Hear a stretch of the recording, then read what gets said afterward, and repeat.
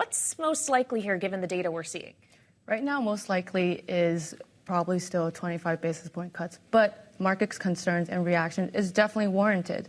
I'll say the only reason that we're mostly still looking for a 25 basis point cut is because during the FOMC meeting earlier this week, Fed Chair Powell, when he was asked about a 50 basis point cut, he said, it's undecided, he's non-committal, but his body language really said that he didn't want to go 50. And an intermeeting policy meeting, we actually think it's appropriate, but we don't think the Fed's actually going to do it.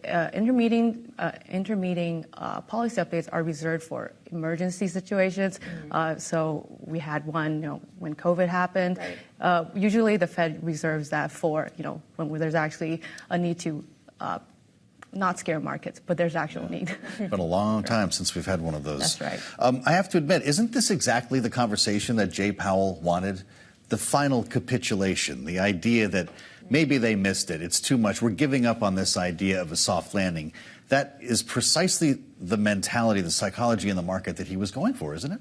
That's right. So if you listen to him earlier this week, he basically noted that they had active discussions about a policy rate cut at the July meeting. Obviously, some FOMC members were still on the more dovish side. They didn't feel comfortable with the inflation side of the mandate, but the conversation was there.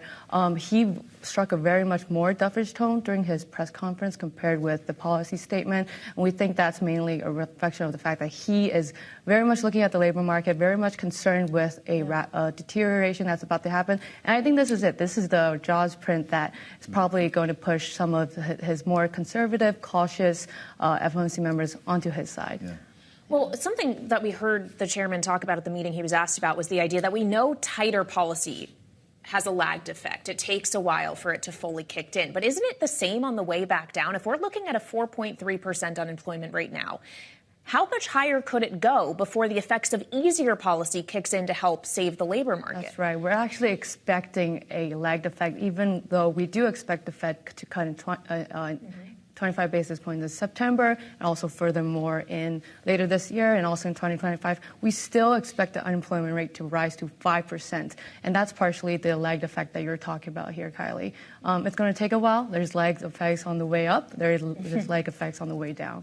We talked to Austin Goolsbee earlier today on Bloomberg TV and radio. He tried to make the point that the Fed will not be overreacting to 1 month's data. But is this not a trend? That's right. That's exactly what I was going to say. So you've had 3 months of rising unemployment rates. You went from 4 to 4.1, now 4.3. 3 months is the trend, Joe.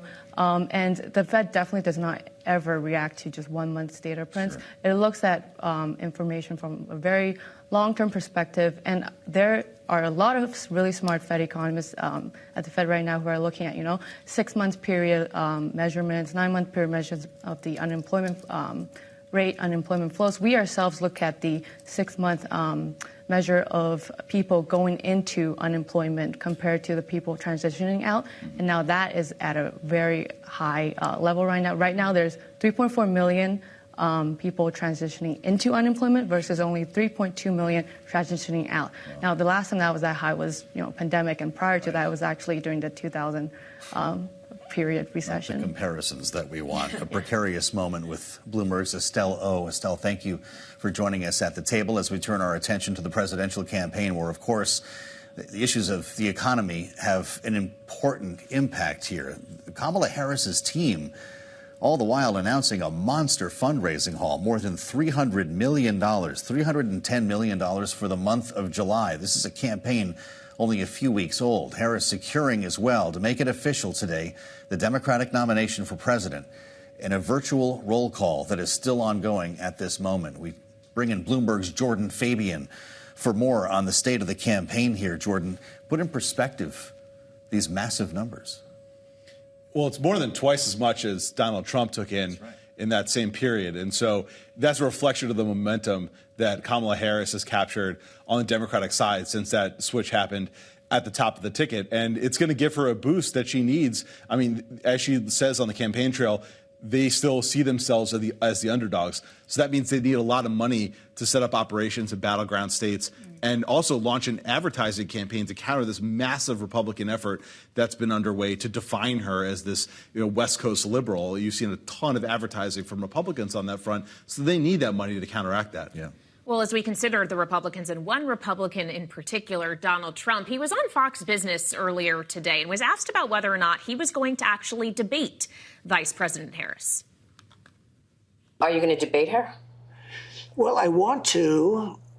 We're leading in the polls, it seems, by quite a bit still. She's better than he is, but I think ultimately she'll be worse than him. She's more radical than him. Now, of course, we should all keep in mind that Donald Trump had suggested earlier in this campaign he was willing to debate anytime, anywhere, any place. Is this going to happen on September 10th, Jordan? Remains to be seen. I mean, seems to be trying to back out of it, right?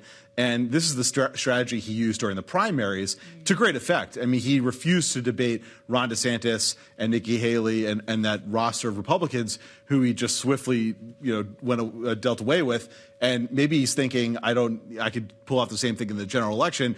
That's a risky proposition. This is a much closer race in the general election than that primary race was, where he really had command of the party. And he's also sacrificing what is probably going to be his biggest television audience before Election Day if he doesn't participate in that debate.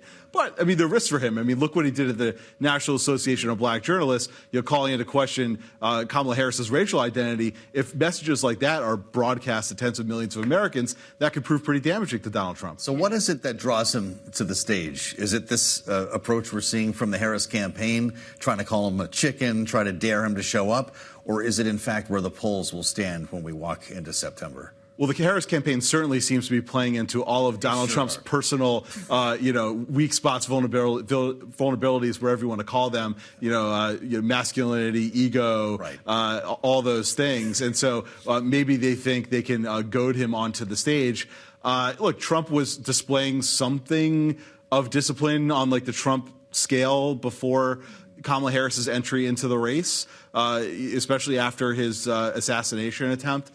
That's all gone out the window, so it seems to be back to impulsive Trump, and that's always an unpredictable proposition. So it's always hard to tell, if he's actually going to be on that stage in just over a month here.